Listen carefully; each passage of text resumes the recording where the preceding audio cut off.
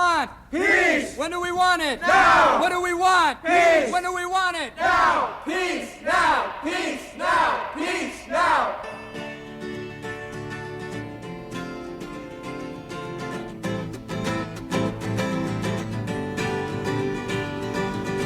What do we want? Peace, not sorrow.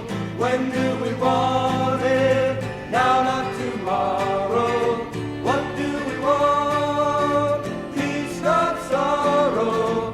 When do we want it? Now, not tomorrow. Welcome to Ida History, the show that digs up the most thought-provoking stories from Idaho's history. Here are your hosts, Jeff Wade and Mark Iverson. That's right, this is Ida History. I am your host, number one, Jeff Wade, sitting over here with my business partner / co-host, Mr. Mark Iverson. Mark, what do we want? Peace. When do we want it? We want it now. Exactly. What's going on, Mark? You know, nothing. Just happy to be in beautiful Nampa, Idaho, out here near Lake Lowell. Yeah.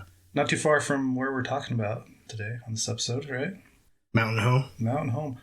So this is the Vietnam War protest edition of Ida History. That's right. I'm actually really excited about this one. But first, Mark, why don't you tell us what you want to tell us about? Well, sir, in the name of peace, I'd like to tell you all about my, but I lead the tour.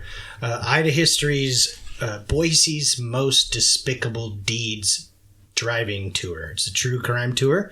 You get to ride in our 1978 GMC Kingsley motorhome. Some tasty beers, complimentary of Alliteration Ales, a new brewery, and they're going to be on the podcast in a couple weeks. Our brewer friend Adam Fleck, and he's providing some tasty suds for y'all to try out that purchase a ticket, and then you get to go to a lot of obscure, some known but very few known sites where some horrible crimes were committed. Yeah, some murders. Yeah, murders, some craziness, bludgeonings, Ooh. Your odd, creepy priest, and mystery man. Do you go to the church and the house, or just the church? Just the church. Okay. The house is so far out of the That's way. Maybe true. someday we'll link it with another event. But you talk about the house and what happened there. Okay. Oh yeah, we talk about the house. We do give a shout out to the house in our advertisement for Birchleaf Realty. That's Hi, right. ladies. Hey, Melissa. What's up, Hey. Melissa? Kiss the puppet. Yes. So this is a great opportunity to get into a old 1970s van and drive around and talk about some crazy stuff that happened in the Boise area. And totally safe, too. Most of the times, if you're in an old 1970s van and it's not yours, it's probably not for the best circumstances. Now, Mark, can you confirm or deny that there is a bowl of candy in the van? Well, actually, I was thinking for some of our snacks that we provide, we would put out a bowl of Twinkies. So, Mark, how can people find information about your tour? They can go to idahistory.com and choose the events and tours menu option. And they can check out all our tours that will be coming on this tour season, spring till fall. Excellent. Yeah, we're going to be kicking up some walking tours as well. Macabre History to Nampa, Macabre History to Boise. So check those out. If you are a member of our mailing list on our website, we put out events, and we let what's going on there. That's a probably newsletter, the best way. Jeff. Thank you. You make it. Also, I do. Oh man, it's getting close to the first too. I need to do one. And follow us on Facebook and Instagram, of course, and then we'll let you know what's going on. Actually, probably Facebook's the best way to keep up on our events, right? And if you like us and you like this podcast, please give us a kind review on any of your podcast providers. Anyway, Jeff. Got anything else on that? I don't have anything else. All right, let's move on. Mark, you mentioned the 70s, talking about that van. We're talking about the 70s on this episode today. Yeah. Well, I guess we'll start in the 50s That's and work right. our way up. French Indochina? Yes. crazy stuff. Yeah, no. Anyway. Why do the French always get us into wars? I just I don't get it. I know. 2 world wars and okay, never mind. Anyway, Mark, what do you think of the music that we're using on this episode? Do you like it? I do. I think it's pretty good for, stuff written and recorded right here in Idaho, more specific, right in Mountain Home, Idaho. My hometown, Mark. Home on the plains where there's really no mountains that I can see. Yeah. What's that about? Mountain Home? Yeah. So it started up in the foothills as Rattlesnake Station. Oh, it's still there. There's like a little bit of ruins left. Yeah, and there was one of those roadside signs for a long time, but it's gone now, I think. But yeah, it started as a Rattlesnake Station. It was a stage stop on the Kelton Road, and then they changed the name to Mountain Home, and then moved the post office was called Mountain Home, and then they moved the post office down to the railroad tracks, and that's how Mountain Home came to be. Okay. The music that we're talking about, move over symphonic metal. So I think of Vietnam War protest music is now my favorite genre. Really? Yeah. You should listen to a guy named Dave Von Ronk. You ever heard of that guy? I have not. Yeah. Heard of like Country Joe McDonald and. No, yeah, well, yeah, he's the Dave Von Ronk of 1960s California. I think Country Joe and the Fish, right? Yeah. Yeah. That guy. But the song I'm using for the intro, Mark, is the one we were just listening to. It's called The Roadway 9, and it's by the Covered Wagon Musicians from the album We Say No to Your War. And that was recorded on Paradon Records in 1972. And like I mentioned, Mountain Home is where it's recorded. It's my hometown. Mark, can you give us and the good people a little more idea of what we're talking about on this episode today? Hippies, Jeff. We were talking about dirty hippies. I mean, I'm kidding. I lived with hippies in college. A lot of patchouli-esque smells, vegan, tofurkeys. But I loved every one of them. Those people. Lentils. Good people. Yeah. Yeah. You know what? I kid the hippies. I wish I had the kind of constitution to be a hippie. But we're talking about the Covered Wagon Coffee House, which was an organization founded in Mountain Home to protest the war in Vietnam. Most of the people involved in the Covered Wagon were members or former members of the U.S. military, and most of those were active duty members of the U.S. Air Force stationed at Mountain Foam. Never heard that one. Mountain Foam. So there's a subdivision that had like this entryway that had a fountain in Mountain Home, and kids would go put soap in it. Oh, so I guess that was Mountain Foam. Oh, that's good. I was thinking like of a 1970s or early 80s beer commercial. Like, there you go. Rainier beer, Mountain Foam, creek running by. But yeah, no, it was Mountain Home Air Force Base, folks. Yep. And by the time the Vietnam War was over, an estimated 2 million civilians had been killed in the fighting, up to 1.1 million North Vietnamese and Viet Cong soldiers, 250,000 South Vietnamese soldiers, and 58,000 American soldiers, including 217 from Idaho. Among the Idahoans killed, there are 8 that have been or not been recovered. 7.5 million tons of bombs were dropped on Vietnam, twice what was dropped in World War II in Europe and Asia, and this is making it the largest aerial bombardment in world history. Those numbers just blow my mind. Yeah. Where'd you get them? Wikipedia? Yes, as always. For real? No, I think I got these from... The Pentagon. Yes, something. It was a credible source. Ish. Maybe I should have wrote that down. So I was going to go more into the history of Vietnam and how the war started. But let's kind of suffice to say, basically, the French colonized Vietnam during World War I. The Vietnamese started to realize that they could become, self-sufficient or self-governed. Yeah. Especially at the end of the war, when all the French troops had pulled out to go defend their homeland. And Woodrow Wilson, president of the United States, he made some comments basically saying that all nations should be self-governed. That kind of inspired a guy named Ho Chi Minh to basically start this whole independence movement. He actually wrote letters to Woodrow Wilson, who ignored him, basically. And Ho Chi Minh ended up he started reading the writings of like Karl Marx. And so Ho Chi Minh became communist. I'm trying to summarize everything I've read and listened to over the last couple of weeks. But Vietnam ended up being split between North and South at the 38th parallel.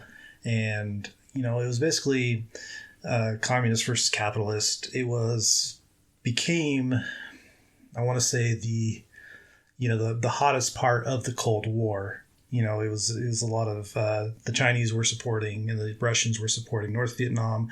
The U.S. and a lot of Western nations were supporting South Vietnam. So basically, it was this giant proxy war between the Soviet Union and NATO. I remember reading Ho Chi Minh was at the Paris Peace Process or Accords or whatever you want to call them in 1919. Yeah. And he was turned away. Yep. So Woodrow Wilson, right? Totally right. Like self-governing nations, all that. But yeah, he would turn away delegates from places like in the Middle East and Asia, which became hotbeds of turmoil. And I remember I took a very confusing class on Asian culture and history. And then I took another one more specific to Southeast Asia. And we're talking about a long history of oppression of the Vietnamese people.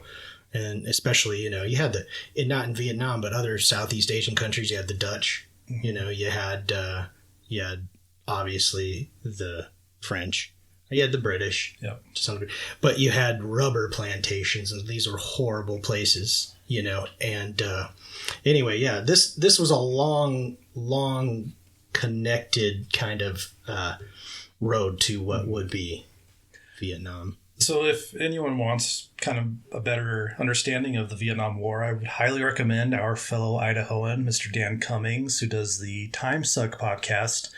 Back in 2019, he did a whole 2-hour episode on the Vietnam War. And it's the guy, his jokes are sometimes funny, sometimes they go a little overboard, but he's a stand-up comedian. Yeah. So, Town Noob, if you're listening, you want to like Time Suck. Town Noob, check it out, bud. Check it out, newbie. But yeah, Time Suck podcast, Vietnam War, 2019. Very good summation of what the war was about. Obviously, we don't have time to go into the whole history. No. So I just wanted to say one more thing that I actually read in prep for this, and just kind of knew before, that, when you were split between communist forces and, capitalist or democratic forces in the South, there wasn't always that separation between the Vietnamese people. It wasn't like, oh, okay, we see this clear line. Right. And one of the problems with the capitalists, and I'm saying the communists had their own issues, authoritarianism, all that, but there was a lot of greed down there in Saigon, and the president of the South Vietnamese. Very corrupt government. Yeah, very corrupt. But we'll get to that. Anyway, Jeff. Sorry. Actually, one of the presidents was assassinated by the CIA. Did you know that one? No, that would never happen. Yeah. The CIA, of our country that we're allied with. Yeah. Yeah. Paging Frank Church. Yeah, I have something to say about that in a little while, but we'll talk about that later. Yeah. Okay. But major involvement by the U.S. in Vietnam began in 1964 when President Johnson shifted policy from just advising South Vietnam in a military manner to providing actually full military support by sending 120,000 troops. Well, Jeff, that's a lot. That is. And if you ever watch that video where President Johnson's announcing it, it reminds me of Max Headroom, just the way he's like moving around. Oh, yeah. Like his background. It's weird. Yeah. Anyway, pretty quickly, members of the U.S. military realized that they should probably not be fighting another country's civil war.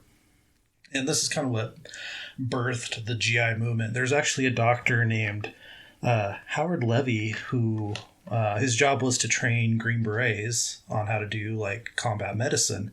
And so he refused because he understood what was going on in Vietnam. So he refused to basically do his job and train these Green Berets to enable them to go fight. He was arrested, spent some time in prison. He basically started what we call the GI movement. The GI movement included peaceful demonstrations, desertions, which, Mark, I read that there were 503 almost 504,000 cases of desertion from the U.S. military during the Vietnam War. Wow. So 500,000. That's a lot. Isn't that crazy? That's more than I thought it was. And then they also had what they called fraggings, which is when a soldier would like physically harm himself or other soldiers, especially officers and other leadership roles, so that they cannot physically go and fight. That was in Platoon. Yeah. There's that scene where I think Donald Glover was lead singer in Living Color, the band, right? Okay. The 80s and 90s. Yeah. But in Platoon, I think it's this character, and I think it's during the final battle or right after, like he stabs himself in the leg so he doesn't have to go through that again. Yeah. And then you see Bunny, the guy with the shotgun, like all balls in military Vietnam, and he gets killed. And so it's like this kind of comparison between the two different style of grunts and recruits. Right. Yeah. Good Crazy movie. stuff. Like, yeah. And this happened, like, so they would shoot their commanders and toss grenades in their barracks. Yeah, shoot, man. Oliver Stone is definitely conspiracy oriented and a little nuts, but he was there. Yeah. Like people forget, like, oh, that director don't know shit. He was there. Yeah. In Vietnam fighting. Yeah. So it's man, I can't like get across how wild this war was, just like in our involvement in this war. And I mean, again, there's other sources that you can go to. Been watching and reading a lot to research this episode. Another important thing to remember that the GI movement dovetailed with the end of the civil rights movement. So I think the civil rights movement really empowered the GI movement to use a lot of the same tactics like protests, marches, legal challenges, and physical resistance. yeah, across the country, members of the military began to set up what they called coffee houses as places to organize their resistance near military bases. The first of which was called the UFO Coffee House near Fort Jackson, South Carolina in 1967. In the next few years, GI coffee houses dotted the United States. One source listed 22 of them, but there could be more than that probably. There was a huge one in San Francisco called the Oleo Strut. We'll talk about a little more about the violence and stuff, but a lot of these places, they were, burned down. They were, vandalized.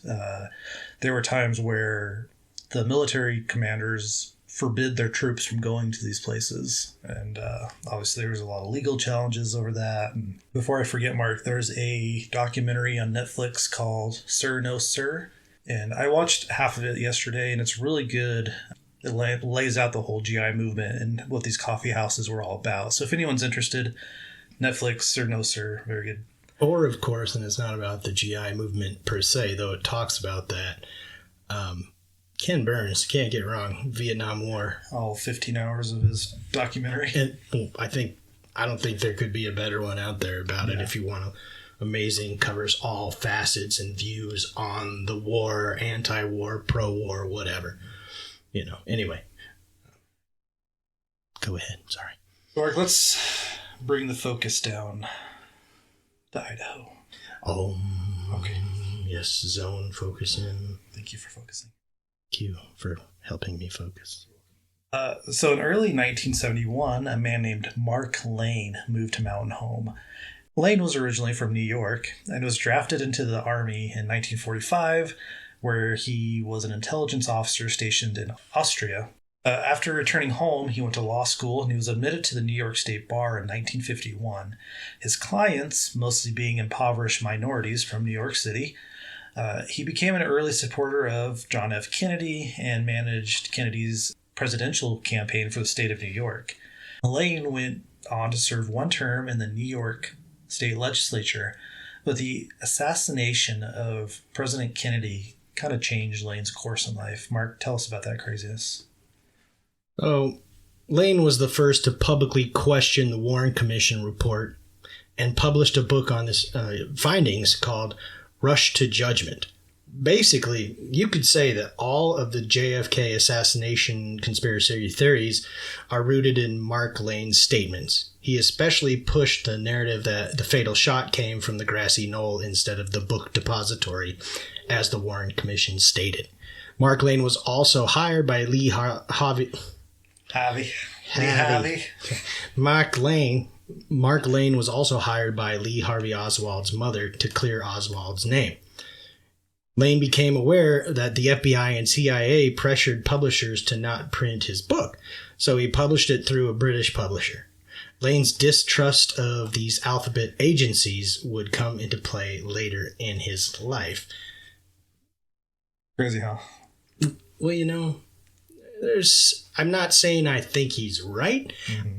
I'm just saying that there's a reason to be a little skeptical of your alphabet agencies. Yes, there is. There are enough times that things have been true, and we'll talk about that later, but I've had some things I've learned about and seen with my own eyes in archives that you're like, oh, shit, that's true. Yes. Yeah, so, I mean... The other thing that's interesting, you can go on YouTube and actually see a press conference, or a couple of them, that Mark Lane did with Oswald's mother. Wow. So that's pretty interesting to watch. Wow. And then there's a couple more interviews from that time period with Lane, but the audio is terrible. But after coming into Mountain Home, Lane leased the old Mountain Home Theater, which was originally called the Weaver Theater when it was built in 1917. The theater had sat empty since 1966 because Moho, they just can't keep a theater in business. So the theater was, forgot to write down the address, but it was on Main Street, right across from where the train station was at the time, the Oregon Short Line station. Now, if you go to the far end of Railroad Park toward the underpass, and then right across the street, there's a row of buildings right there. That's where this theater was. Yep. You don't know, Mark? I don't know. Is it by the foaming fountain? Yes. No, wait. Other side of town. Oh, shit. So pretty quickly, and I don't quite have all the details of how it was established or who actually established, but Lane, he was obviously the driving force behind the establishment of the coffee house. And it came to be known as the Covered Wagon. Now, Mark, this is a pretty genius name for a couple of reasons. Not only did it evoke Mountain Home's kind of historic origin as a stage stop on the Kelton Road, like we talked about, but Covered Wagon was also a security code used by the Air Force to indicate something was wrong on a military base. And that was, of course, the exact message that the anti-war protesters were trying to convey. Another key figure in the coffee house was a civilian named Carolyn Mugar. I think it's a Mugger. Mugger, okay. I was trying to make it sound fancy. She's also actually Armenian in origin, so it's probably Mugar. Something like that, yeah. Okay, well, I speak Armenian. I just choose to not for this episode. Okay. Okay, all right. I don't speak Armenian. Mark, please proceed. Okay.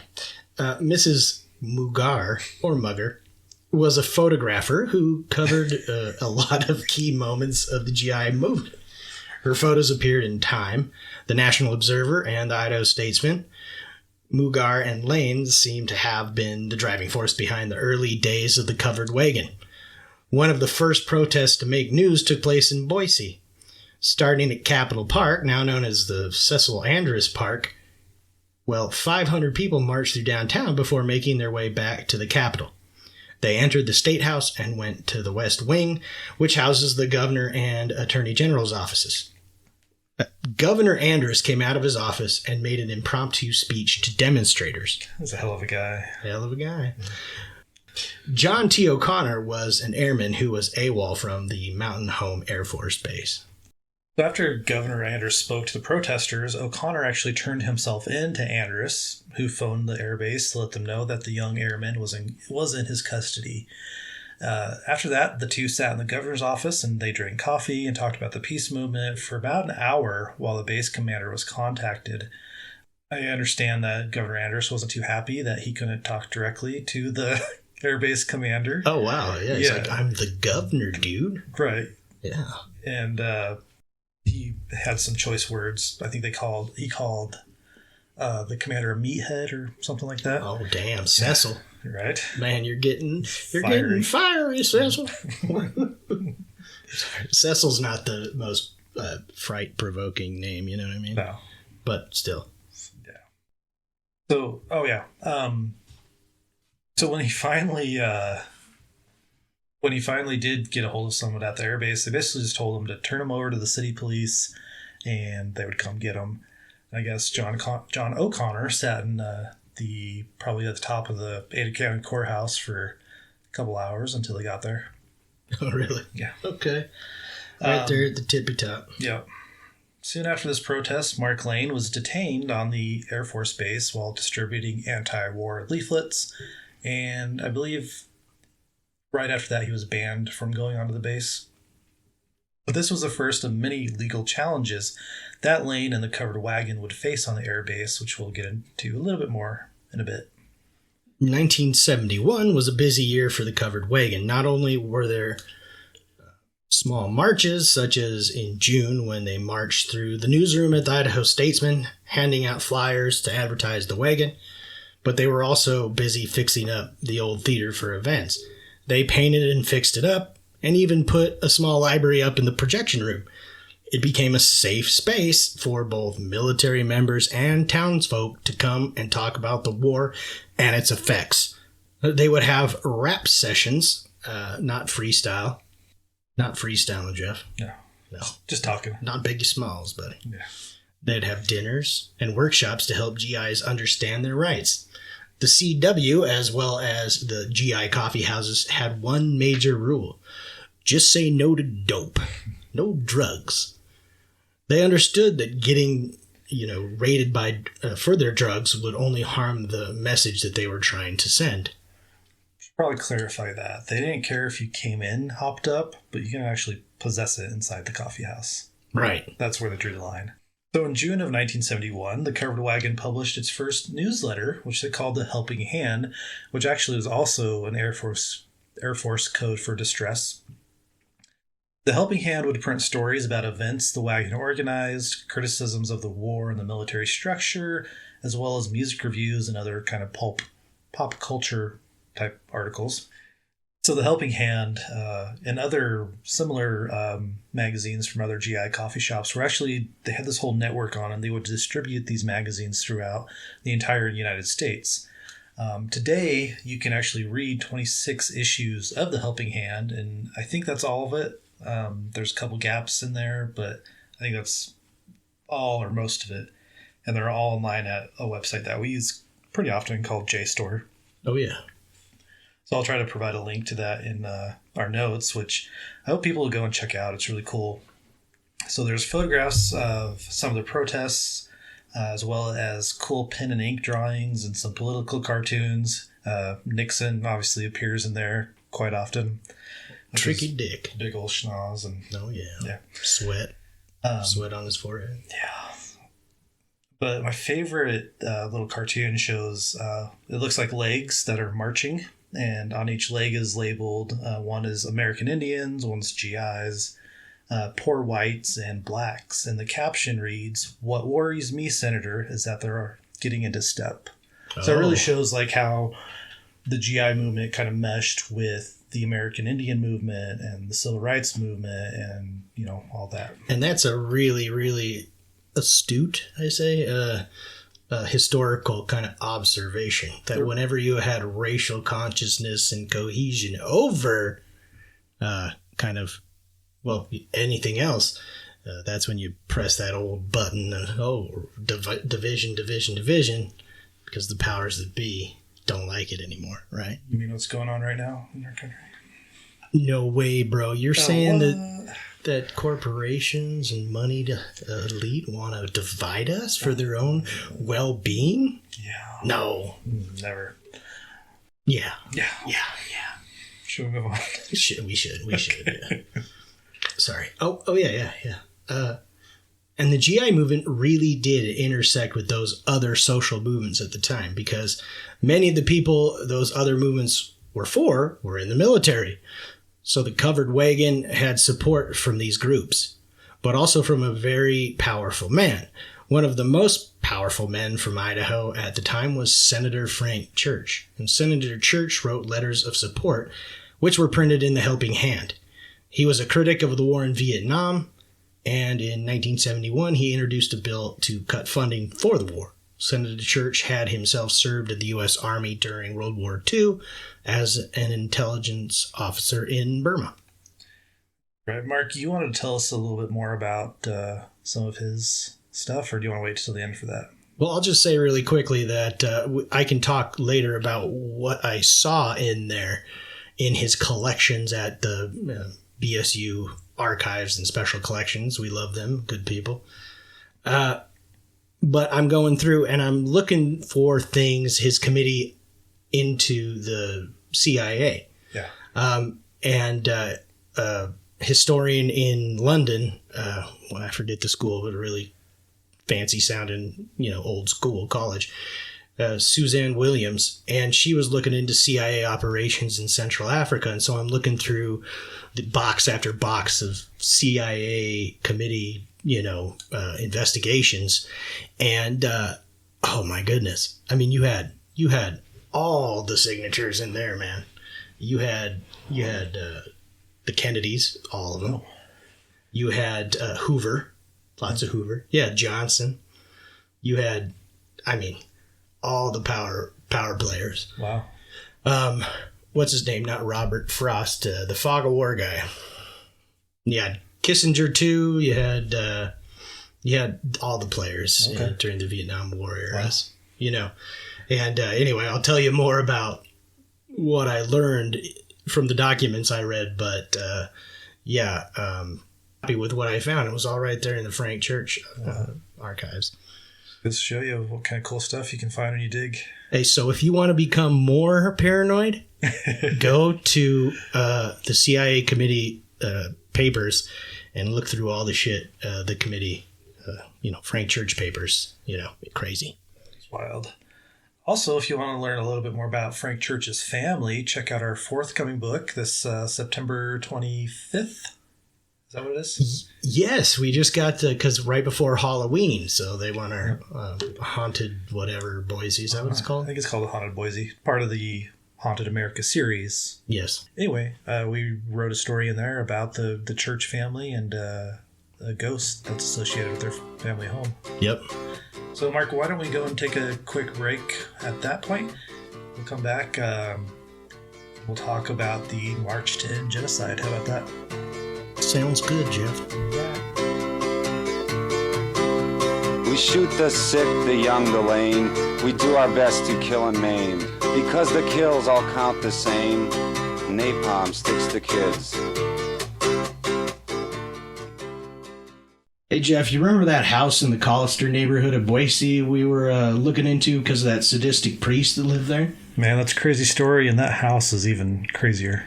I was thinking about our friends at Birch Leaf Group, brokered by eXp Realty, and I was thinking, those ladies sure can sling a house. They could even sell the crazy priest house. Whether you have a gimp in the basement or a skin shack in the backyard. Kara Harwick and Melissa Call of Birch Leaf, they can get your house sold and sold quick.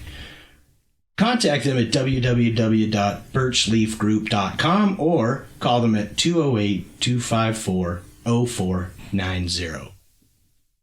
Hey, Mark, we should meet downtown for a cup of coffee.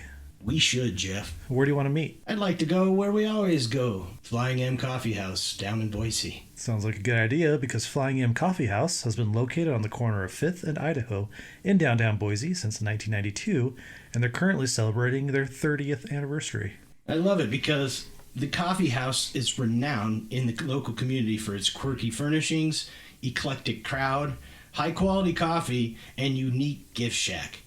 They are proud to be voted the best of Boise in the Boise Weekly for over a decade now.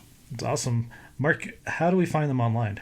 Go to flyingmcoffee.com. We appreciate the support of Tammy Guzman and her business, Advanced Services, LLC. Advanced Services has the staff and services to empower people with developmental disabilities, provide them with enriching experiences, and enable them to build a strong foundation for themselves and their families. They offer service coordination, medical transportation, a center and community-based adult developmental therapy, and adult day health and supported living services. You can reach Advanced Services at 208-461-0438 or at their website, advancedservicesidaho.com. Advanced Services has offices in Nampa and Emmett to suit your needs. Flying low across the trees, pilots doing what they please, dropping frags on refugees.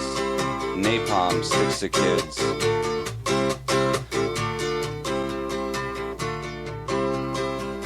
laying low and looking mean. See that family by the stream. Drop some nape and hear 'em scream. Napalm sticks to kids. All right, and we're back from that break, Mark. You were listening to a song called Napalm Sticks to Kids by the Covered Wagon Musicians. That's a light title. Right. That's actually a great song because it was written in Vietnam, and the guys who wrote it, they were all like air cavalry. So they actually took and they each wrote a verse of that song and then put it all together, and it came over here. The guy who wrote it left Vietnam and was stationed at Mountain Home Air Force Base, and while he was still overseas, he promised the rest of the guys that wrote the song with him that he would get it published, and sure enough, he did with this song. I was thinking to myself when you were talking there, the famous photo of the little girl that, probably 10 or so, 11. Yeah. And she's half burnt. Yeah. She lived. She did. There's actually photos of her online holding that picture of her as a child. And she shows her back now, and it's just scarred. And she's covered in that, right? It was napalm, I believe. Napalm, yeah. But what I was thinking is, that photo sticks in my mind, and I think anybody who sees it's going to be slightly traumatized. It brings up deep emotions just hearing. Can you imagine seeing that? Mm-hmm. Yeah. And these guys come home and they have those scars. They're carrying that with them. And, I don't know, protest song, whatever, but man, you got to write, Yeah. I don't envy those guys and what they carried in their heads. I spent a lot of time on YouTube watching stories of Vietnam veterans for this. And, it's so hard to even, us sitting here so far removed, both geographically and temporally, it hits me right here in the heart. Yeah, I mean, I'm talking, my grandfather fought in World War II in the Guadalcanal area, a member of the Marines. He was a top. He was in charge of a machine gun crew, right? Wow. He came out of that war smoking, never smoked before, and he hated the Japanese. Ooh. But one thing that he did come home to was a supportive, unified country, Yeah. And that's good. Definitely. That's good. These guys come home with all the same scars, seeing all the same horrible stuff. And, there's not that unity or consensus. Mm-hmm. So, I mean, I guess my point being is writing a song, standing up against the war, if you think that was right, and I tend to think it was, but that's my own opinion. We'll talk about that a little more at the end here. Yeah, I think. But man, those guys earned it. They really did. What we're talking about is, the resistance against what was perceived to be a genocide. In a lot of cases, it really was. We're talking about a war where the success on the battlefield was measured in not territory taken, but bodies left behind of the enemy. Yeah. And I shouldn't even say the enemy because they counted everybody left behind, women, children. So to me, and to a lot of people, there really was a genocide, if you think about it in that kind of mind. So we used to debate this stuff. I don't talk about this much, but Jeff, that I was, I guess, half a doctorate in history. Town noob. I know my stuff, dude. Just anyway, I got to get that out of my system. But so they define genocide, and these are the conversations we've had. Like, if your intent is to kill everybody in this one square radius, then doesn't that constitute genocide? And people would be like, but it's not targeting them because they're Vietnamese. They just want to kill people. And it's like, but they're Vietnamese and they know. And so these are the back and forth kind of things everybody would say. But what you did have was a war of attrition. Yes. It was war crimes were what you did. Yeah. I'm not saying like if you see a kid running at you that's Vietnamese, you shoot him. I'm saying from the air, when you have bombings, you have a crime against the soldiers themselves when they have to charge up. Well, we were talking about Hamburger Hill. Mm-hmm. They take the hill, and then they got to go right back down. Yeah. And then the enemy just takes it right back. That's a lot to ask of soldiers, man. It is. Can you imagine? Iwo Jima, we can't keep that. You can't put a base here. Yeah. I mean, that's a hell of a lot to ask a group of men that just charged up that hill. Yeah. But anyway, we could talk about this probably for hours, right? But yeah. let's talk about the March Against Genocide instead, Mark. Bring it back on to I say Idaho. here. Okay. So we're talking about August of 1971 and just how an intense month it was for the Covered Wagon. On August 7th, the group started the March Against Genocide. So that morning, the group gathered at the Covered Wagon. Then over 30 protesters, I think it was 34 or 36 of them, which most of them were GIs. I think Mark Lane was with them, and then Carolyn Mugar.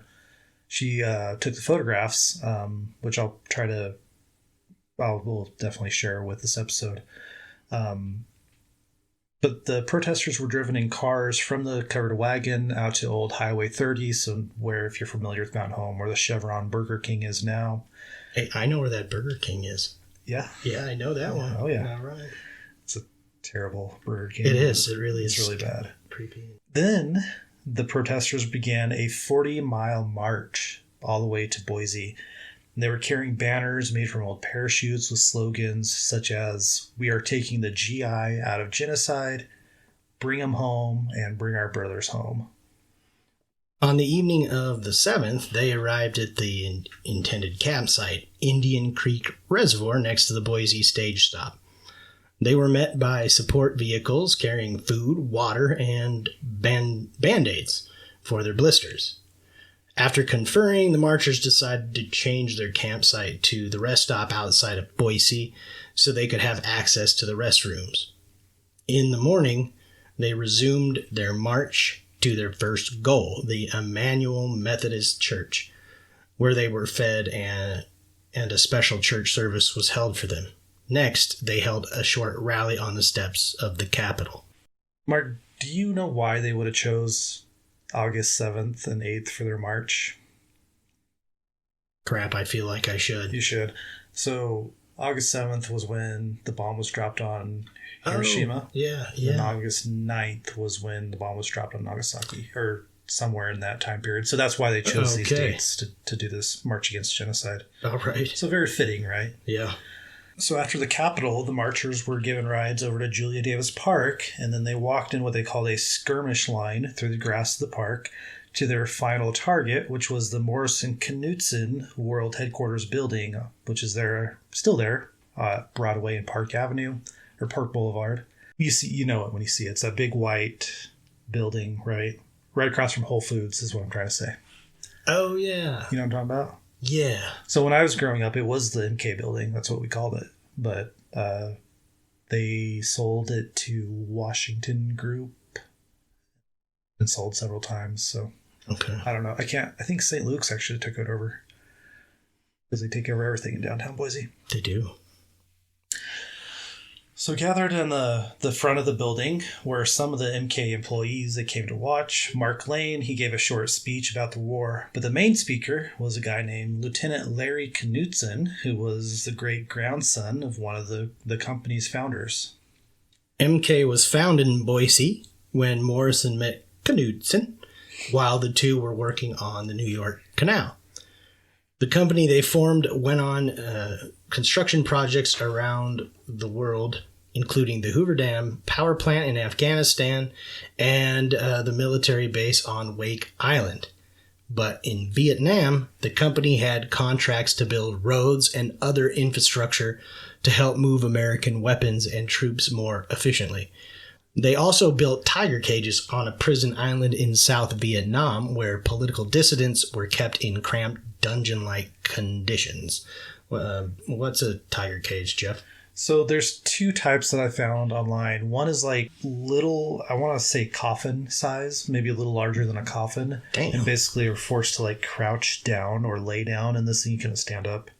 The other type was where basically it's like this very dungeon-like small room, and the guards would walk on top. You've probably seen pictures of these. Yeah, uh-huh. And now it's like a museum, and they have like the Vietnamese people that were kept there, like statues of them like down in the cells themselves. Dang. And then up above it, they have these they're also Vietnamese, but they're wearing what look like American green uniforms. And they're like poking at them with sticks. And like, it's very, just like looking at these photos online, it's just very. Did you look into the MK magazines or quarterlies or whatever they have at BSU? So archives? they have them all online, and I was flipping through Okay. a lot of them. Obviously, they talked about some of the projects, but they didn't really go into depth of what they were doing. Oh, wow. So Okay.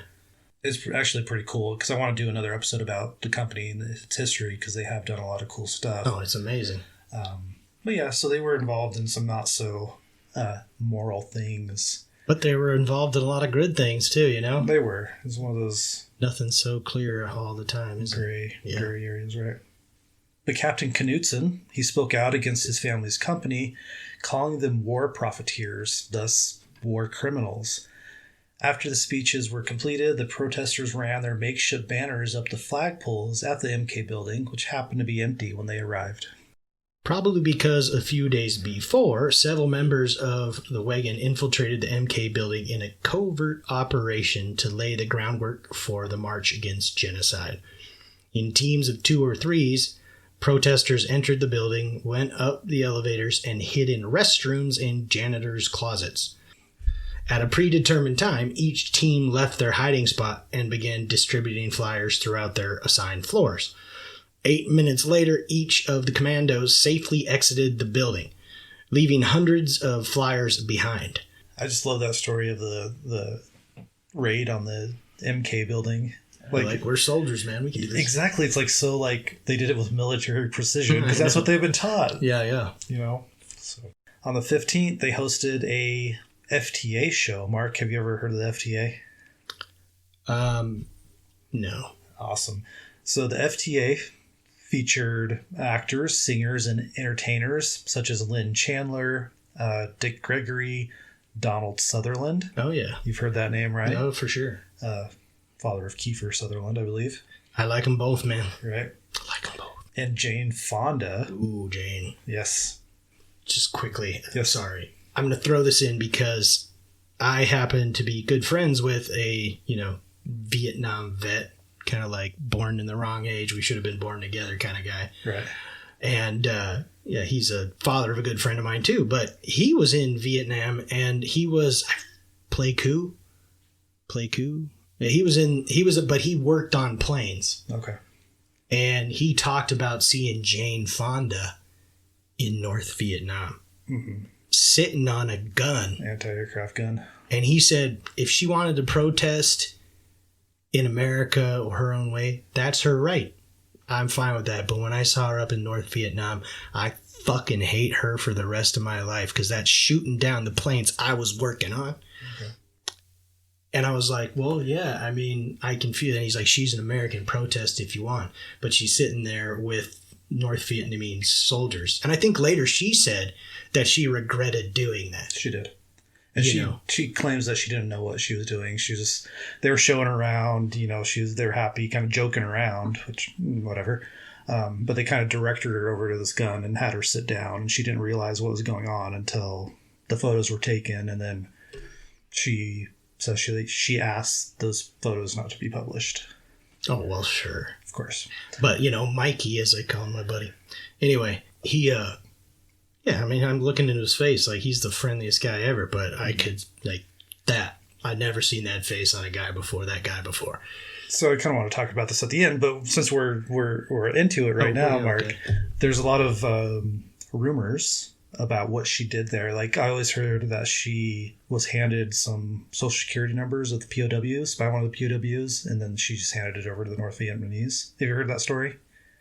No. It didn't happen, so nobody repeat that, please. Okay. But there's some other, kind of urban legend type stories that came up around her trip to Vietnam.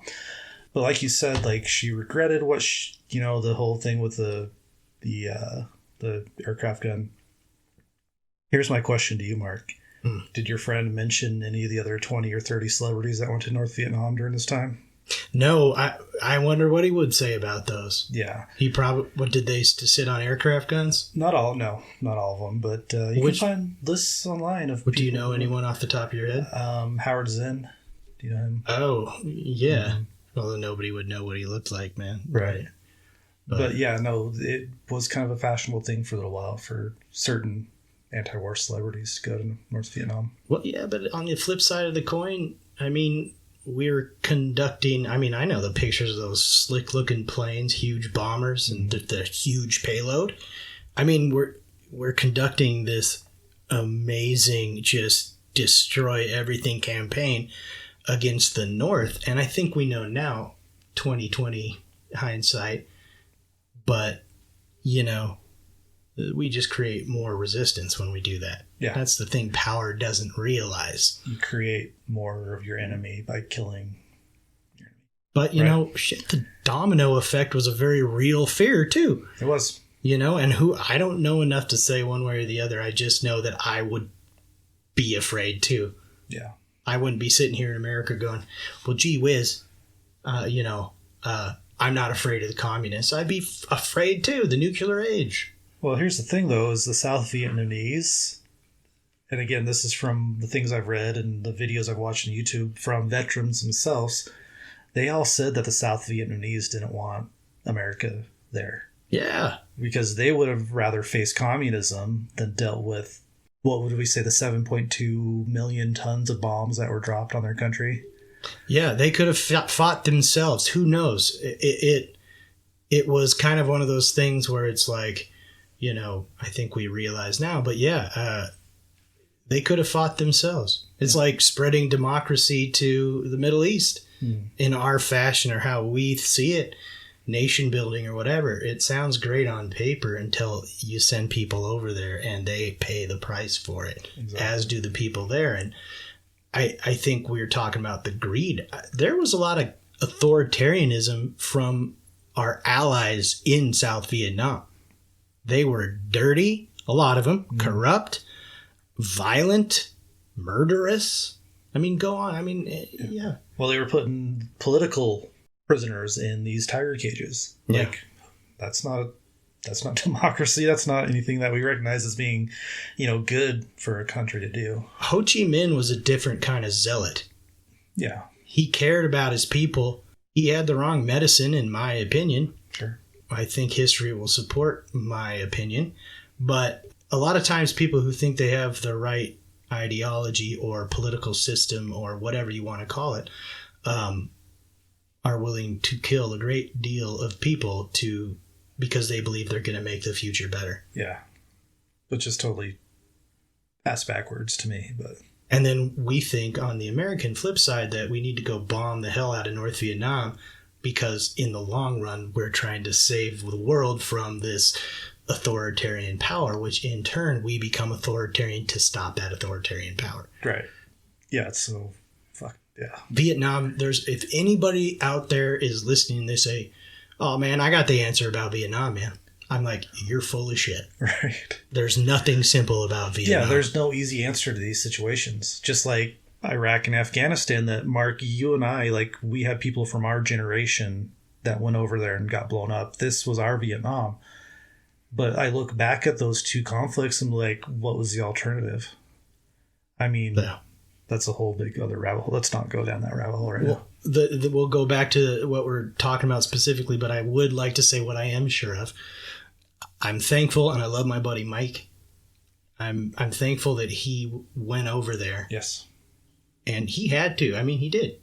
You know, so many others had to. So some volunteered, but most were drafted and they went. And thank you. Yeah. To most soldiers in anything aren't war criminals, or they're guys and women, but in shitty situations. Yep. And like we said, they're Native Americans, they're poor white people, they're poor black people. Yep.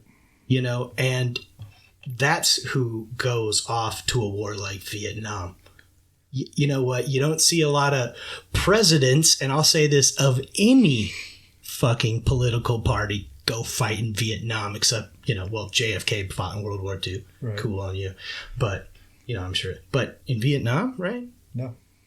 Which presidents that were from that era fought in Vietnam? Trump didn't. No. Biden didn't. Trump and Biden were draft dodgers. Exactly. Yep. Yeah. We're all getting screwed out there. Anyway. So, Mark, let's bring that back to let's bring that back to the movement, the peace movement at the time, though. The GI movement is so unique from the other kind of protests that were going on, because the other big protests, the other big peace protests, were by students on college campuses. That they were the people that, because the draft had changed. Originally, it was very poor people that were end up drafting, but when they kind of changed the draft, it was these college students that were at risk of being drafted and going over. That's when their big protest started. Yeah, my father was at OCS, learning how to be a forward observer, and he looked at their time frame for life on the ground in combat, and it was like that dude gets killed first because they're bringing in artillery. Yeah. And he got the, whatever you want to say about Nixon, I forget what it was, but there was an option to get out, and my dad took it. Okay. And he was about ready to go. He met my mom, was married, was going to get married, and he's like, oh crap, I'm done with college. I got to go to OCS. Oh man, I'm going to go over here and I'm going to be this. And then this Nixon, whatever option it was, came out. I forget what it's called. Yeah, there were. Anyway, let's not. Rabbit holes, smart. Yeah, well, you can trim this up. This later. episode is full of them. And again, that's like why it took me so long to get this stupid script written. But that's where it's good, though. It is, yeah. Where in the hell are we? We are talking about the FTA. Okay. So the FTA, we started talking about Jane Fonda and went down that hole. Oh, yeah. So Jane Fonda, Donald Sutherland, and a lot of other actors were involved with this. Bob Hope? So, no. He was actually, so Bob Hope did the USO shows, which were like they would go and entertain the troops. They did a lot more than that. Definitely a good organization that did a lot of good work in World War II and Vietnam, Korea. But the FTA was kind of conceived as a opposite of the USOs. Oh. So they were like the anti-war version of the USO shows. Don't get me started on Bob Hope, man. Just kidding. Anyway. Yeah. Crazy old sexist. Yeah, like Bob. Hey, Bob. So the FTA toured all over the United States, playing at all these GI coffee shops and other peace events. And then they took their show all the way to the Pacific Rim, playing in such places like Japan, Okinawa, the Philippines. So basically they went everywhere that hosted troops that were launching attacks on Vietnam. So these FTA shows were political vaudeville, taking a lot of their materials from those 75 or so GI newspapers which had sprung up around the country. They also featured anti-war music and speeches. Now, Mark, can you guess what FTA stands for? I can't think anything that's not dirty or trying to be funny. Okay. So the official term or officially what FTA stood for was fun, travel, and adventure. Oh. Okay. Now, if you were to get on Netflix and watch a documentary called FTA after you're finished watching Sir No Sir, actually, I watched this one the whole thing, and they sing this song, and the chorus of it is "Free the Army." Free the Army, FTA, free the Army. Oh, right? okay. But then at the end of the song, they say, fuck the Army. Oh. So FTA, fuck the Army, is basically what that actually stands for. And you'll see some of the members of the GI movement, like on their fatigues, they would wear like FTA or have it written on there. So, yeah. I wouldn't have guessed that. Well, while the FTA show was in town, Jane Fonda was invited to eat lunch on the airbase with members of the Wagon. During that lunch, someone called in a bomb threat to the cafeteria. Though nothing was found, it was clear that this was done to disrupt Fonda's appearance at the base. FTA also played a show in Boise the day before they were at the Wagon. So, Mark, we're not quite done with August 1971 yet. Man, a lot of stuff going on, right?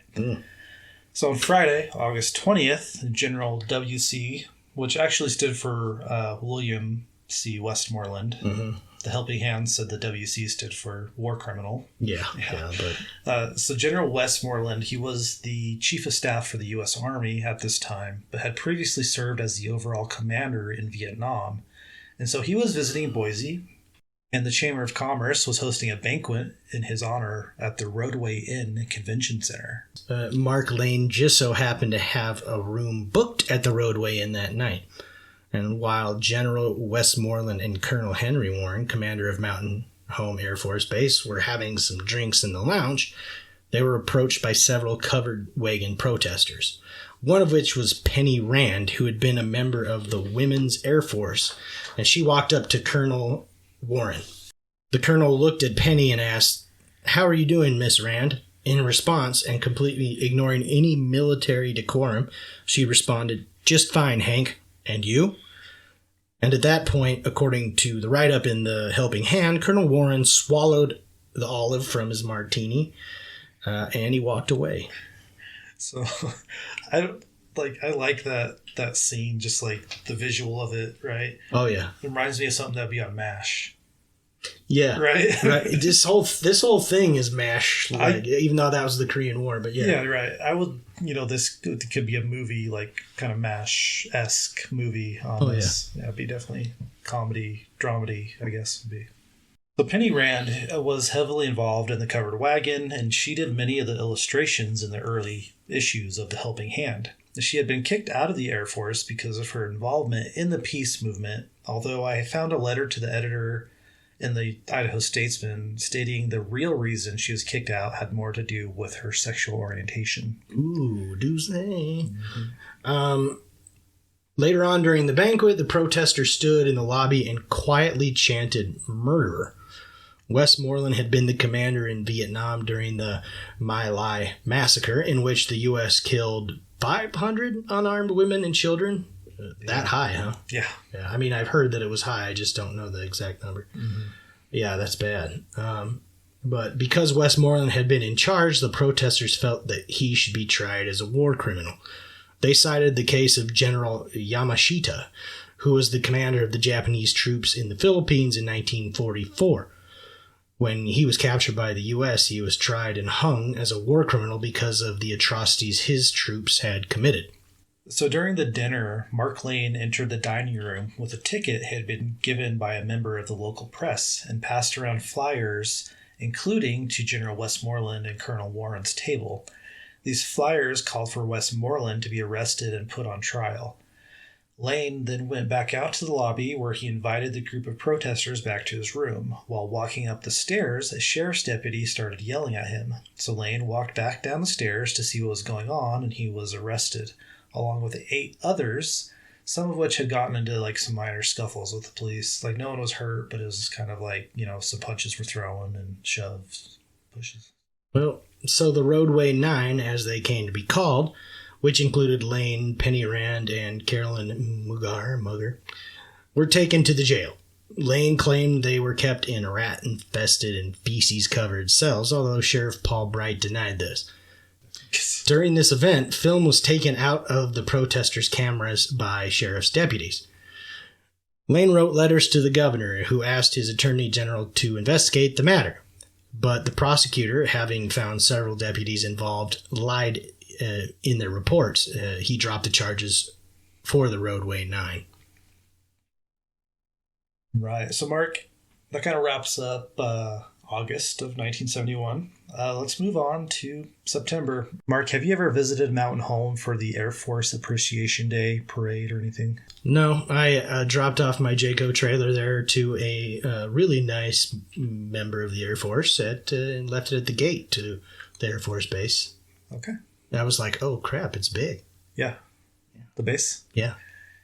Growing up, we would go out there once in a while for like Boy Scout events, or we would go swim in the pool. They have a nice, I don't know if it's still nice, but it's an indoor pool. So you go out there, all year long. Well, I look forward to going out there a little bit more with you because we actually have somebody that we met at one of these Boise State History Department events, and she lives in a cool old hotel there, old home/hotel/apartment. And anyway, we're going to have more to come from Mountain Home. Yes, we'll definitely explore Mountain Home some more. So, Air Force Appreciation Day, or AFAD, as us locals call it. It's a yearly event, and it started back in 1961 by merchants as a sales event.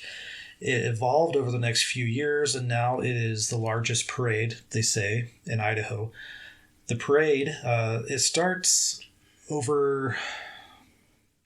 I just realized like everything I know about Mount Home is changed because it's changed so much in the downtown area. So there was a Paul's Market there when I was growing up. Okay. And then the underpass, so it starts right there between Paul's and the underpass. The Stockyard Bar is where it starts. Okay. So if there's the underpass, you mean over I-84?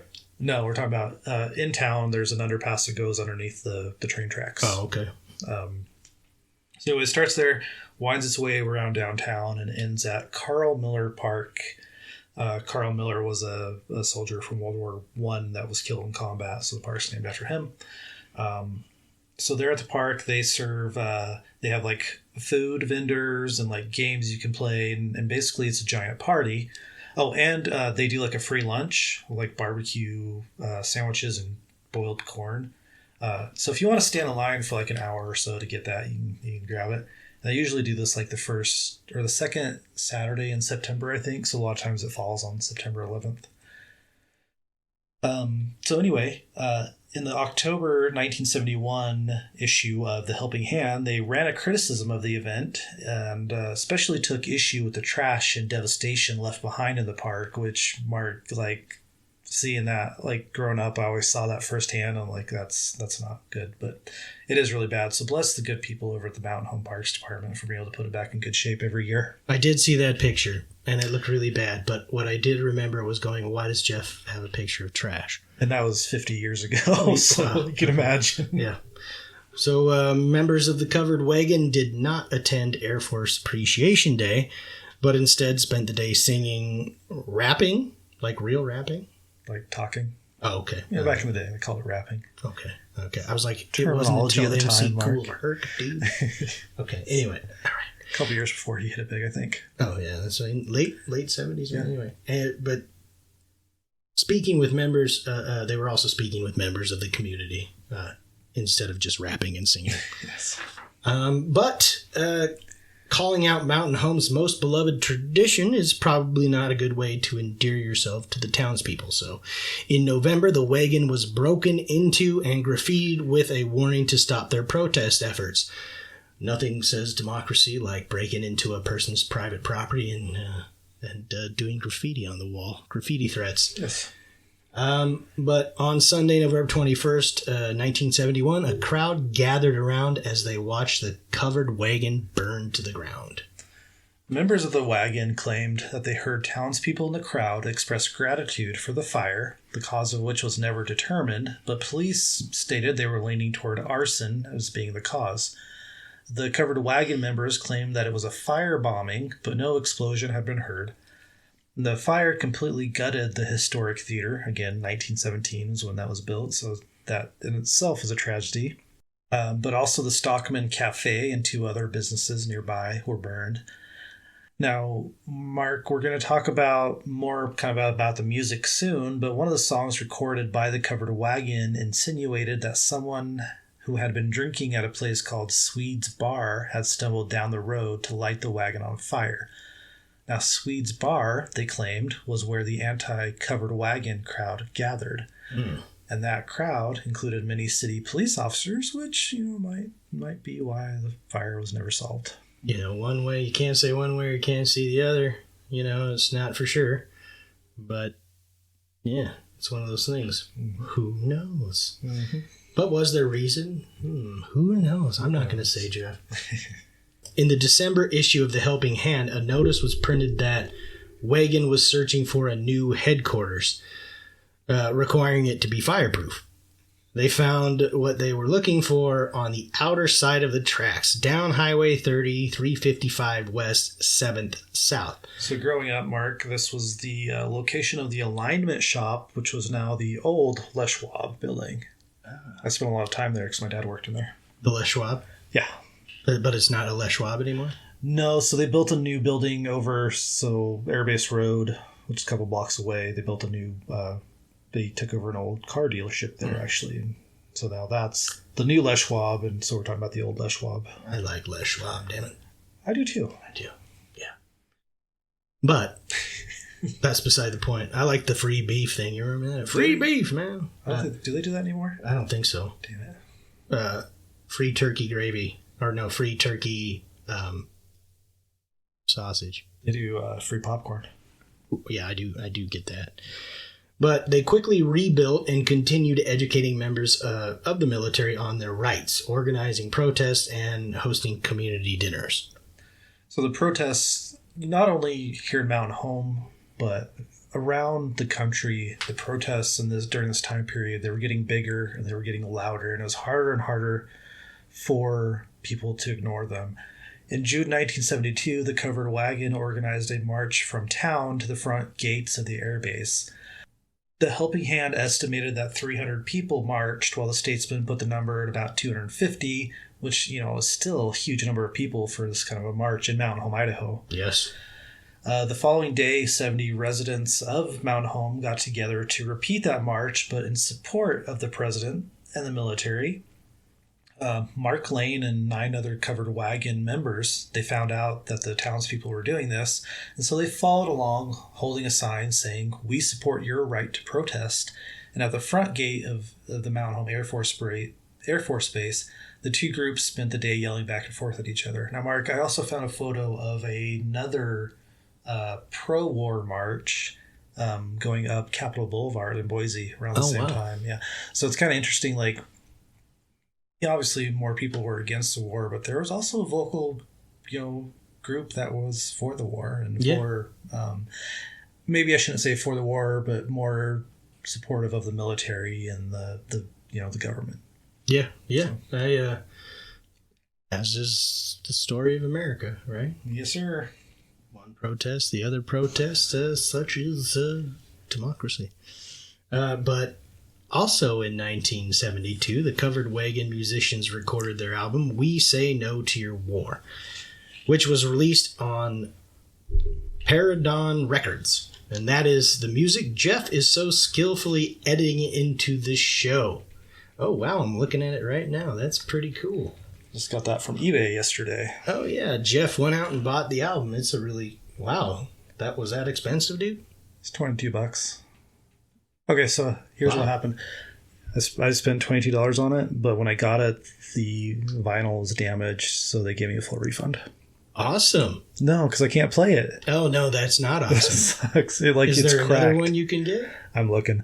But pull out the liner notes there. So I'm going to post a lot of these photos and stuff online with our episode, of course. But yeah, that's the liner notes for it. Oh, wow. It actually has all the words to all the songs in it. The picture of the whole group out there on the front. Mm-hmm. Yeah, and all their lyrics here. Yep. Yeah. Wow. Cool little drawings. Yeah, and some description here in the front, not of the songs, but just like over summary of. So yeah, it has all the lyrics of the songs, but it also talks about what the songs are about too. So it kind of provides more context. And actually, the thing about Swedes Bar, I got from that. Oh, damn. Yeah. There's okay, watch your ears here, but there's a gook down on her knees, launch some fleshets into the breeze. Her arms are nailed to the trees. Napalm sticks to kids. Mm-hmm. I mentioned that song earlier. Yeah. Yeah, that's the lyrics to that. Actually, turn the cover over. There's actually a hand-drawn coupon for a free dinner at the wagon back there. That's awesome. Isn't that cool? Oh, yeah, and it looks like a wagon. Yeah. Yeah. So they definitely use that imagery, Oh, that's cool. That's a good source of information. Definitely. I think music is such an important part of the protest movements, of protest movements in general. Yeah. And it was a way to convey messages in an engaging way. And it worked. Yeah, music is so core to the 60s and protests. I mean, it was very popular music back then. So I've been listening to this album a lot, which you can find on Spotify and YouTube, probably Apple Music as well. So I've been listening to a lot of that. I think I've listened to the whole album probably 20 or 30 times researching this this episode. And then, a lot of Creedence Clearwater Revival and The Doors. And Oh, for sure. I've been getting into it, man.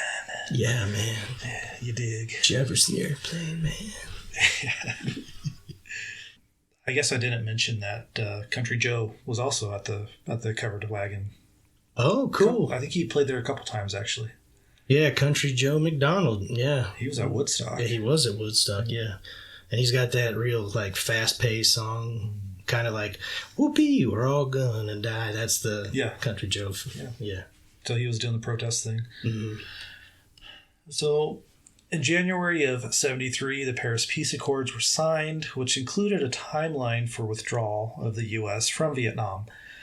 The Covered Wagon again burned that November, but this time the fire was caused by a spark from the chimney, and they actually were asking for a $20,000 contribution to help rebuild the wagon. But it seems like this event was kind of began the gradual decline of the movement. So with no headquarters and no war to protest, the Covered Wagon came to a slow, gradual halt. So the last protest event written about in the newspaper was Alternative Forces Day, which is kind of a parody of Armed Forces Day. And actually, I think it was 1971 or 72, they actually succeeded in getting Armed Forces Day shut down at the Air Force Base. I forgot to mention that earlier. But the October 1974 issue of The Helping Hand would be the last one to be published. And after that, Mark, the Covered Wagon, it just kind of faded out into history. The draft had ended. The war had effectively ended. Just to kind of wrap up what happened in Vietnam, as soon as the U.S. pulled out, the South Vietnamese, they really didn't have the military support anymore. So I think it was in 1975 when North finally succeeded in taking over the South and unifying the country. Well, we all remember the embassy, the helicopter on the roof. Yeah, the people clinging to it. Yeah. Fall of Saigon. And then was the picture of I think it was a Huey being pushed into the ocean. Yes. Yeah, off of a aircraft carrier. Yeah, because it landed on the aircraft carrier, and obviously that wasn't, something that the aircraft carrier needed, so they just pushed it off. And government waste. But, what happens in a war happens in a war. Yeah, that's what the Hueys were. They were something that worked, but they're expendable too. Yep. It's like the Sherman tank. Mark Lane, he left Moho to South Dakota, where he represented the American Indian movement during their occupation of Wounded Knee. Yeah, 1973? Mm-hmm. Yeah. I did a paper on it in college. It was an interesting thing. I need to go back and look at. We should look at an American Indian movement. So there was actually the Kootenai War here in Idaho. Oh yeah, we should. Right. Yeah. That's an interesting tale too. But then in 1978, Mark Lane was hired by. Oh shit, Jeff. Mr. Aviator Glasses himself, Jim Jones, of the People's Temple, but he was hired to defend the People's Temple from spying by the FBI and the CIA. He was present in Guyana when mass suicide occurred there, but he was able to escape through the jungle with another attorney when he heard gunfire. He went on to write a book about that experience called The Strong Poison, and for those who aren't aware about the Jonestown Massacre, they all took Kool-Aid, essentially, and some were shot, but... Flavor Aid. Yeah, Flavor... Was it Flavor Aid? It was Flavor Aid. Well, Kool-Aid gets a bad rap, then, it does. But, God, that was tragedy. How many people? Thousands, right? It was a lot. Yeah, I can't remember the number. Wow. Damn, that guy's been in some stuff. Yeah. Okay. That's kind of the story of the wagon. Before we wrap this up, I want to talk about an interview that I got to do just yesterday, Mark. I told you about, I talked to a lady named, and I'm sorry, I can't remember the exact pronunciation, but Susan Holtz Franecki, I believe.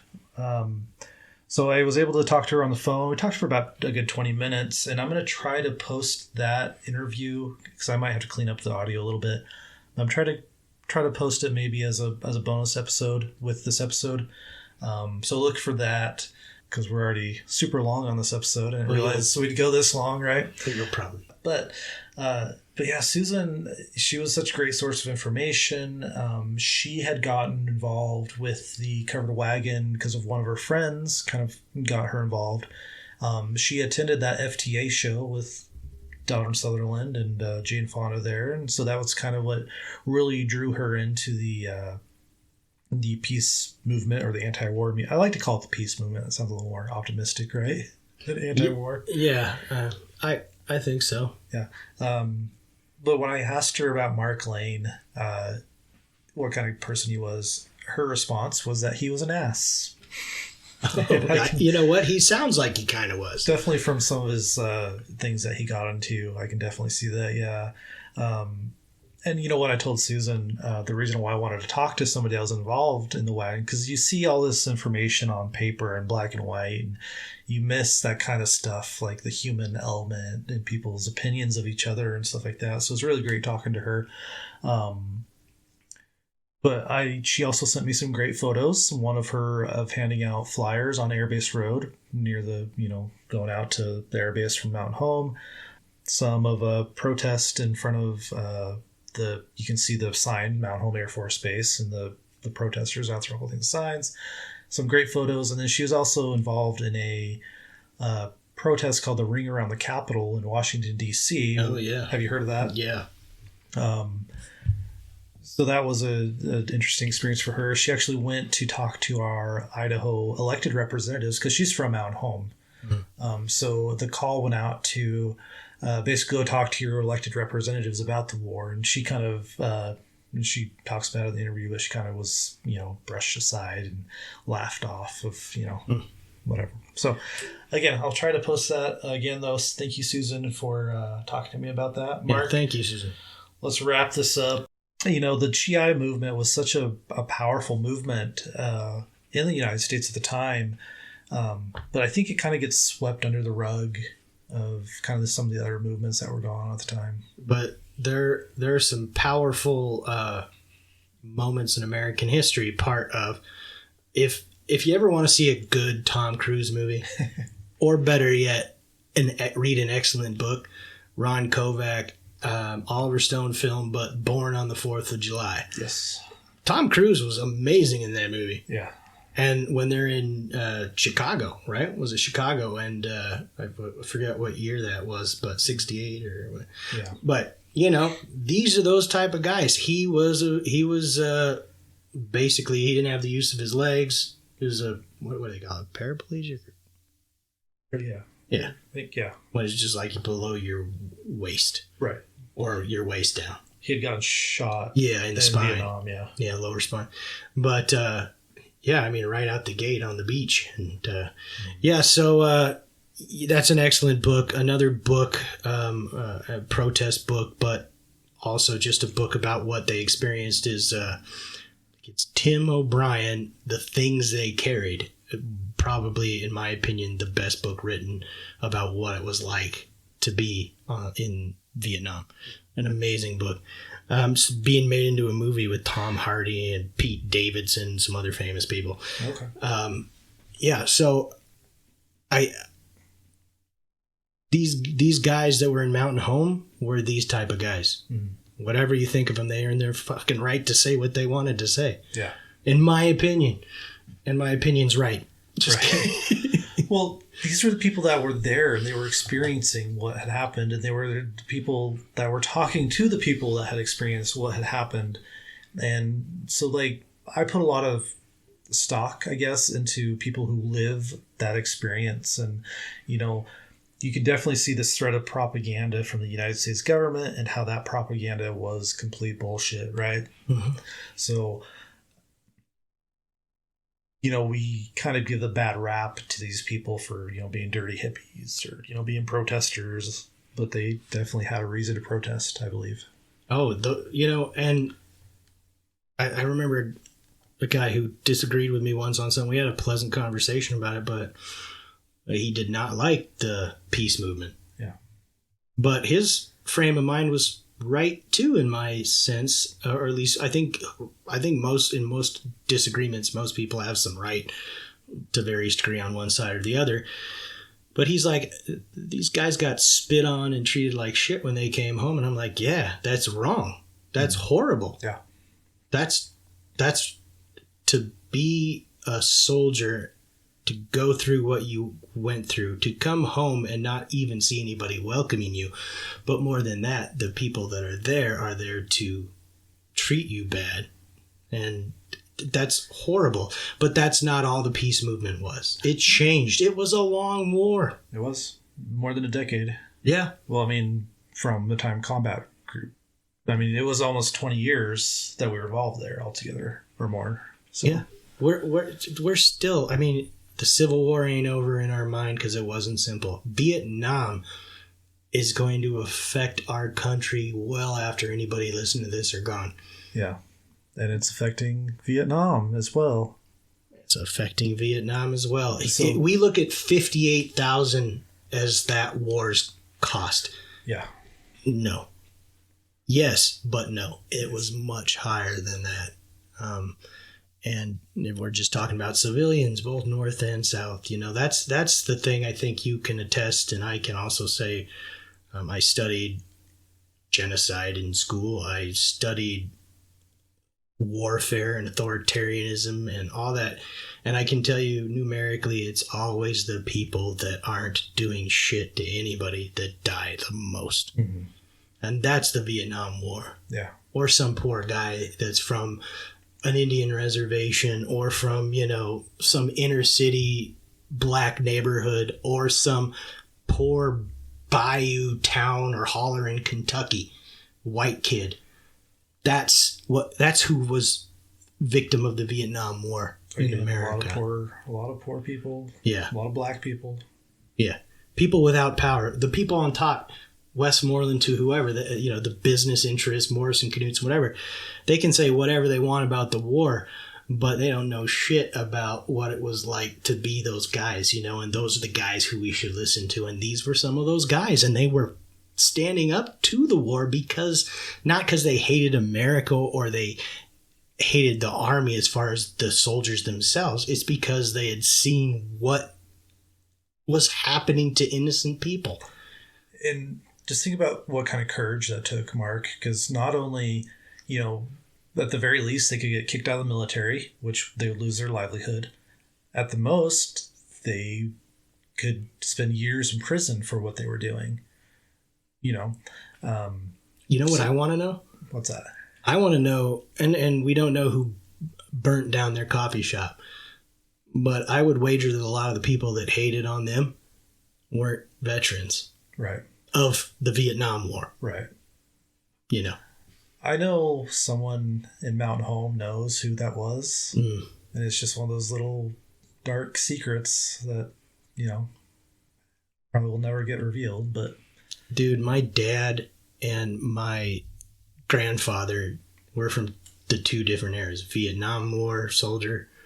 My dad didn't end up going, but World War II, and they'd argue about this. I can't fault my grandfather being like, well, we went, we served, and we died for this country, and now they're pissing all over it. I can't blame my grandfather for feeling that about peace movement people. And there was definitely this culture starting in like the early 50s of where it's very patriotic, and you were almost expected to do some military service, whether it be a couple of years or, you know, life in the service. So...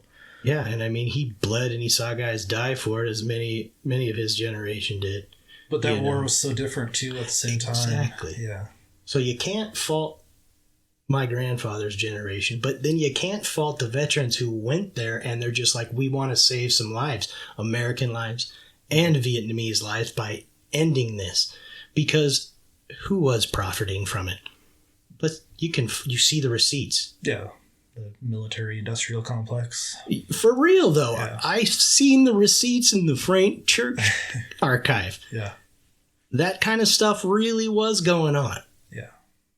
So like Dow Chemical was one of the companies that really profited. They were the people that were making napalm. crazy fact in my life is one of the jobs I had before going to Boise State for my master's was I went up to Sun Valley and I watched, he had Alzheimer's, but Helen Whiting Dow, she was one of the heiresses of Dow Chemical, or Helen Dow. I watched her, she had passed away and her husband had Alzheimer's. And I watched him, and he was an heir to Dow Chemical, over $1 billion in this amazing, neighbor was Clint Eastwood. Oh. But anyway, they said that one of the things that some of the chemicals that they made, and put all over the world was Alzheimer's and dementia. I don't know, but I can tell you that, like, I didn't know what I know now about Dow Chemical. Yeah. When I was doing that work, I wouldn't have changed how I treated him, but yeah. I don't know if Dow made Agent Orange as well, but that's a chemical that they would spray on trees to defoliate the jungle so that it would take away the places to hide from the Viet Cong. And that chemical alone has been proven to have caused like countless number of cancer cases, both in returning GIs and Vietnamese people as well. And I heard a quote that from one of the people that was involved in spraying it, saying that we never expected that the things that we were using against the enemy would be a weapon against us as well. Right. I mean, the human ability to poison things, whether it's for weeds in the garden or I spray some Roundup every once in a while too, Yeah. But it's amazing.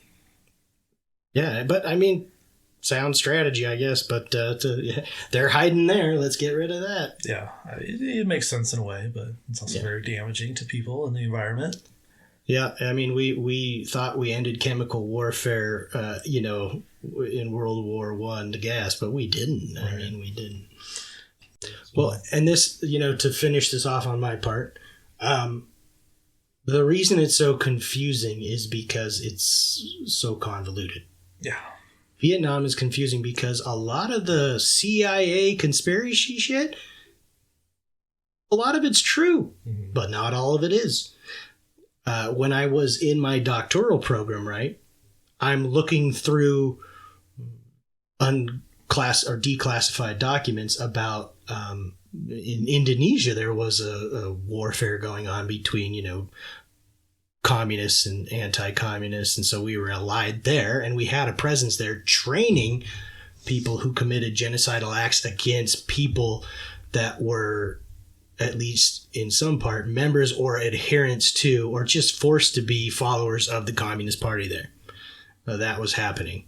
And then in the Frank Church documents, the last thing I'll say is I looked through this particular author, historian. She was looking into what was going on during the Cold War in Central African states for non-aligned countries. What do they call them? They didn't take one side or the other. So like neutral countries. Yeah. Egypt was one of them, famous, and they tried to kill and eventually achieved, I think, one of the leaders there. But there was a place called Katanga, and I forget now if it was like modern day Zimbabwe or Botswana. I think it's Zimbabwe. But long story short here, basically the CIA, the evidence showed that the CIA killed the leader, the democratically elected leader of Katanga, because he promoted neutrality. He was allergic to shellfish. So they killed him with shellfish juice. Like, basically, they put shellfish in his juice in his food. Didn't they try to make like a gun to fire the shellfish? Or am I making that up? I don't know. I wouldn't put it past. But either these kind of things were attempted and failed, or they actually succeeded. And then they said, oh, well, this was the PR campaign kicked in and it was turned to look another way. Yeah. And so, like, the reason we believe often in history, not really history, but memory, certain things about, especially a time as confusing as Vietnam, is because we're meant to. Yeah. We were led that way by a PR campaign of massive, massive levels. So, yeah, the whole reason that the a troop escalation started in Vietnam was because of the Gulf of Tonkin incident, which was where a couple Vietnamese gunships fired on an American vessel in the Gulf of Tonkin, which is North Vietnamese waters anyway, so I don't know what it was doing there. Captained by who? Not captain.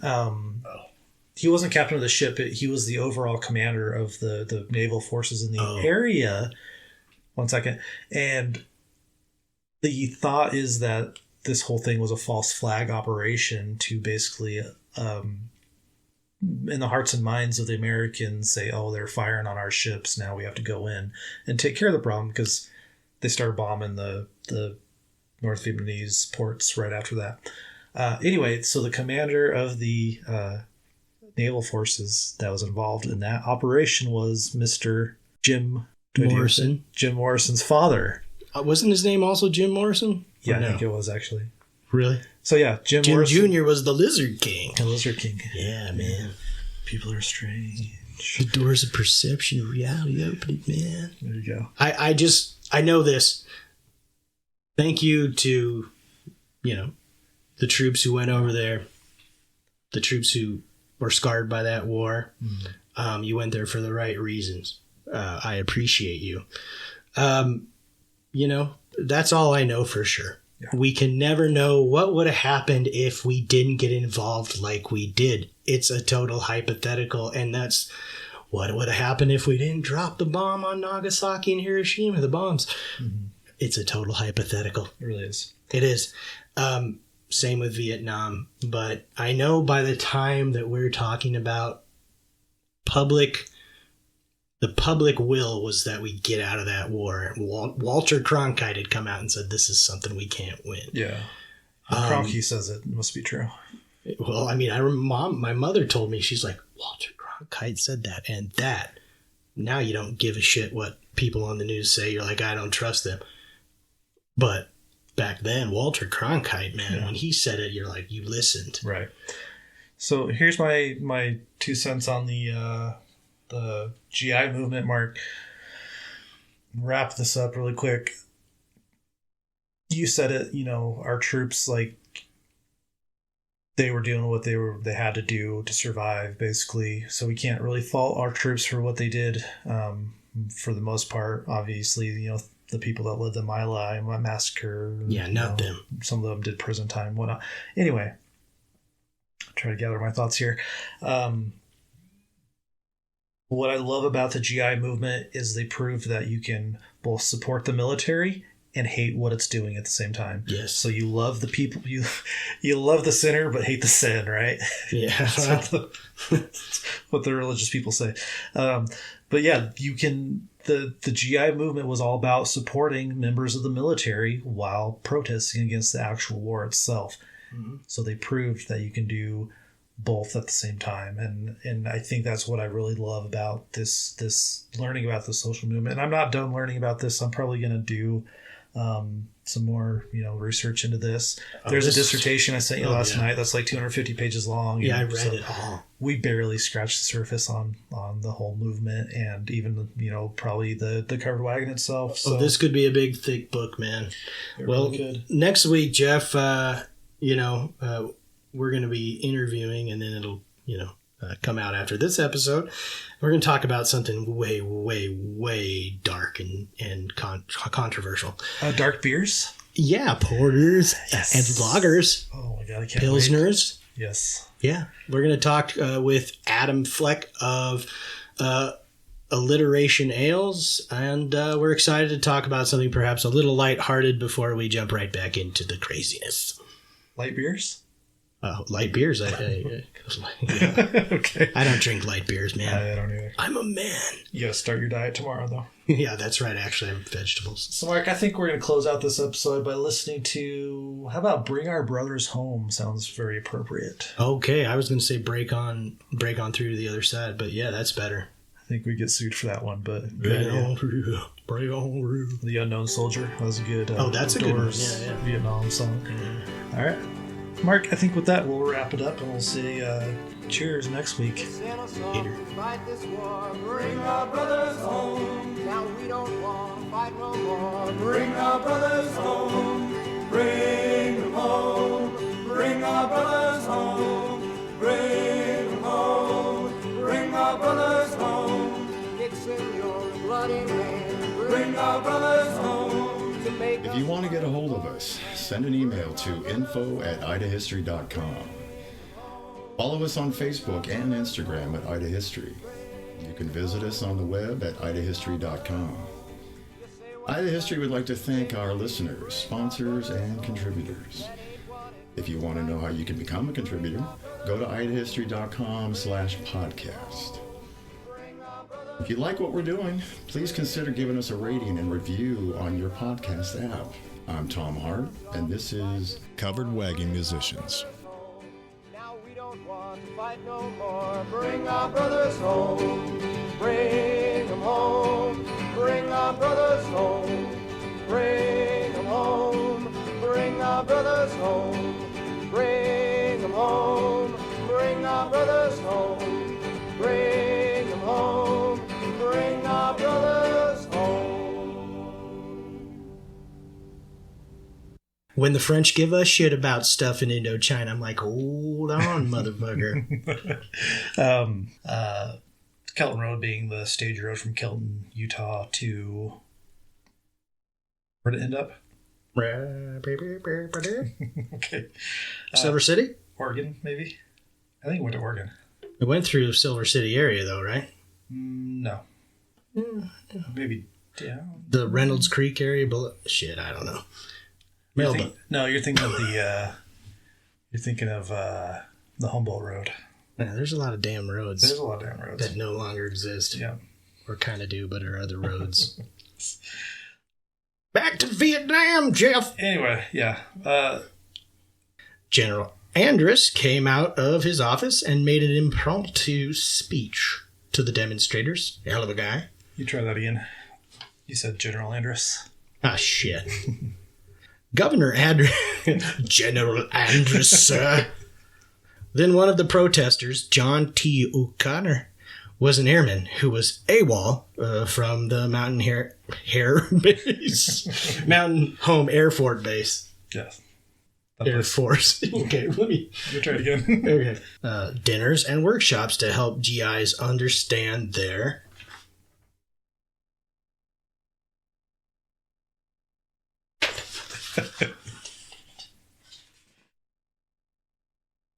Can't wait till I'm editing this.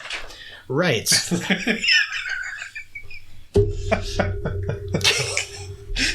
Can you edit that, or do you want me to do that over again?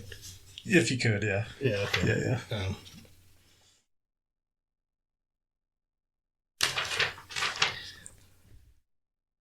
I'll do it from Rap Sessions part. I apologize, Town Noob. I didn't mean that one.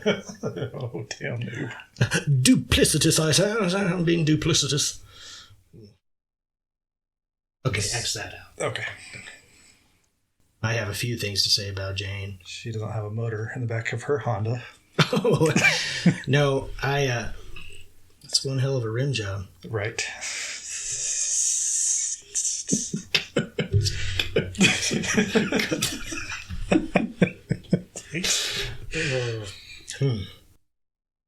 Fine, tasty ass. Yes. No. Do you want to try again?